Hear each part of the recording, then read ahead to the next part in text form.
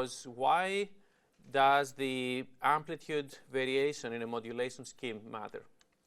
Some of the modulation scheme results in constant power. For example, QPSK has constant power regardless of which symbol you're actually transmitting, while others, like the 16QAM, will have a different amplitude depending on the symbol you're transmitting. So why does this matter? So first of all, there are ways you can quantify this. So you can clearly see here there is something called the crest factor that we can define. It's a very simple idea. You're comparing the peak signal, which you can see here, to the RMS value of your signal.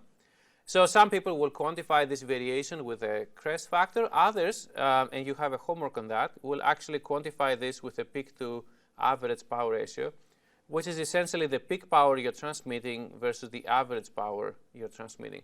And I find this a little bit more intuitive because this is really what we care about, is the power that we're transmitting.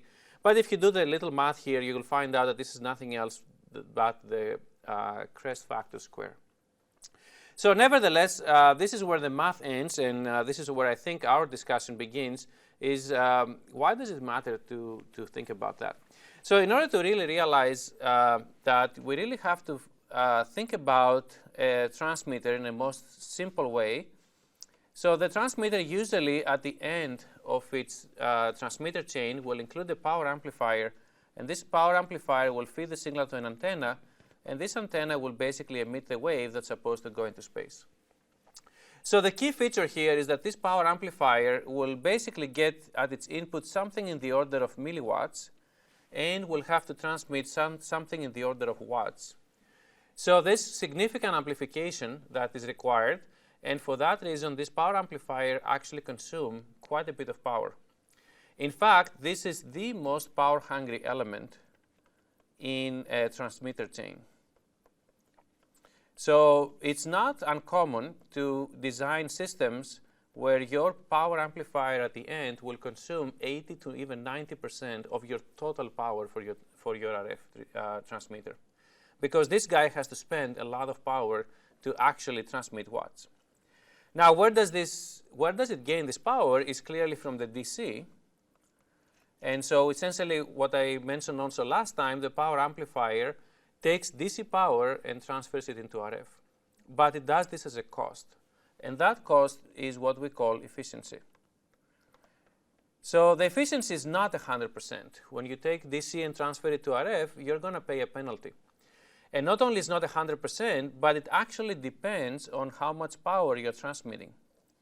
In fact, when you design an amplifier, if you were to plot efficiency as a function of the amount of power that you are transmitting, the line is going to look something like this, right? It will always depend on the actual design that you have, but it will be relatively low for low powers, and it will actually improve to something higher. So it is actually to our advantage to always transmit here. So we always want to basically utilize this region because that will basically save the most amount of power in your receiver. But the problem is that when you're transmitting at a very high power, then your linearity suffers. So you basically have this fundamental trade-off that essentially says that you want high efficiency, well, you might have to get bad linearity.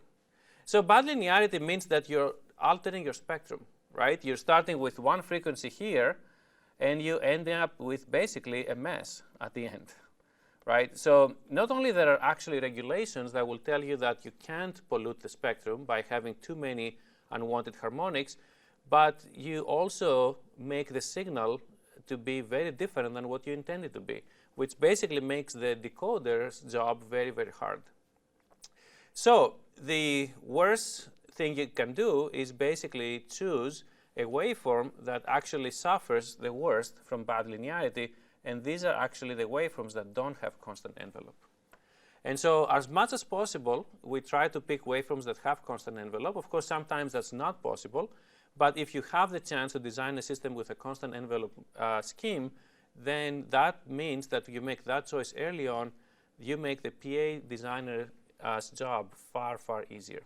So that's one of the things that I will keep pointing out in this course, is that these type of links exist all the time, and that's why it makes sense to look at the system from a system perspective and not just focusing on a single device.